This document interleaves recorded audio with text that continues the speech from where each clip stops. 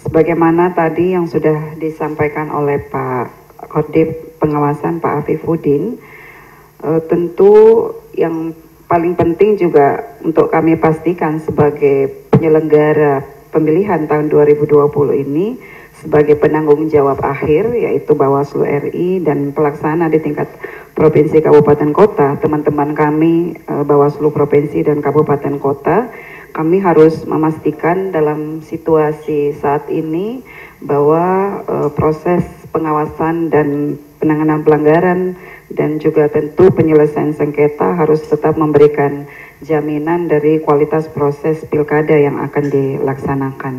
Nah, oleh karena itu kami dari bagian penanganan pelanggaran pemilihan melakukan beberapa hal persiapan pembinaan, pendampingan, dan juga penanganan pelanggaran dalam situasi yang terjadi pada saat ini. Pertama, dalam rangka penguatan kapasitas sumber daya penanganan pelanggaran di tingkat provinsi dan kabupaten kota, kami akan memaksimalkan pendampingan dan pembinaan melalui sistem informasi dan komunikasi ataupun melalui media elektronik. Nah, sehingga nanti kami akan menyediakan pihak-pihak atau personil yang nanti akan menjadi yang akan melakukan proses pendampingan melalui media komunikasi tadi.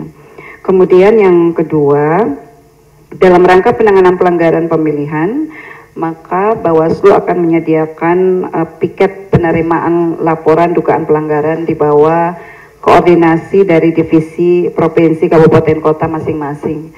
Karena kita mengingat waktu penanganan pelanggaran pada pemilihan 2020 ini waktunya sangat terbatas, 3+2 hari. Nah, sehingga harus dimaksimalkan penggunaan waktu ini.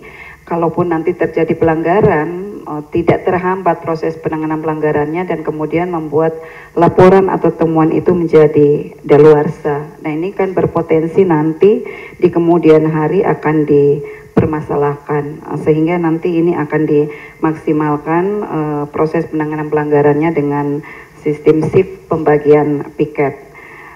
Ada beberapa hal yang akan kami fokuskan dalam penanganan pelanggaran di tahapan ini. Pertama, soal netralitas ASN, karena berdasarkan angka penanganan pelanggaran yang sudah kami tangani per tanggal 13 Maret 2020 sudah ada 325 kasus yang sudah diperiksa oleh Bawaslu, 34 kasus itu dihentikan, 268 sudah kami rekomendasikan kepada Komisi ASN dan 23 kasus sedang dalam proses. Nah, berdasarkan rekapitulasi data penanganan pelanggaran di 32 provinsi, Provinsi Maluku menempati angka tertinggi per tanggal 13 Maret dengan 48 kasus, kemudian NTB 38 kasus, di Sulawesi Tenggara 36 kasus, Sulawesi Selatan 28 kasus, dan Sulawesi Tengah 27 kasus. Ada 6 provinsi memang yang sampai saat ini masih nihil temuan ataupun laporan terkait dengan netralitas ASN, yaitu Riau, Bali, Kaltara, Bengkulu, Sumsel, dan Bangka Belitung. Jadi tentu fungsi-fungsi pengawasan, pencegahan dan pengawasan harus tetap dilaksanakan untuk meminimalisir angka pelanggaran, tapi kalaupun nanti terjadi pelanggaran terhadap netralitas ASN ini akan tetap diproses. Kemudian yang kedua, sebagaimana tadi sudah disampaikan juga oleh Pak Afif, maka jika ada pelanggaran pada tahapan pelaksanaan verifikasi dukungan calon perseorangan, terutama terkait dengan tata cara dan mekanisme, maka tentu nanti akan ditindaklanjuti dengan penanganan pelanggarannya, termasuk juga coklit untuk daftar pemilih. Jadi nanti tiga hal itu nanti yang akan menjadi fokus kita, persiapan berkaitan dengan penanganan pelanggaran.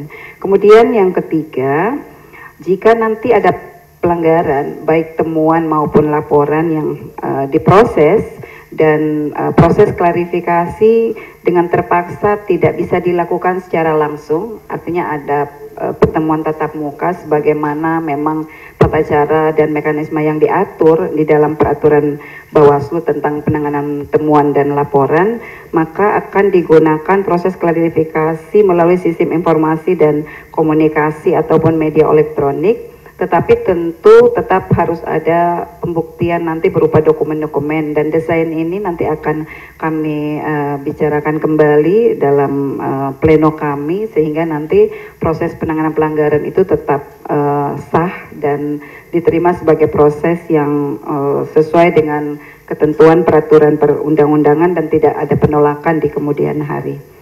Saya kira ini yang bisa saya sampaikan terkait dengan persiapan-persiapan kami untuk penanganan pelanggaran. Terima kasih. Assalamualaikum warahmatullahi wabarakatuh.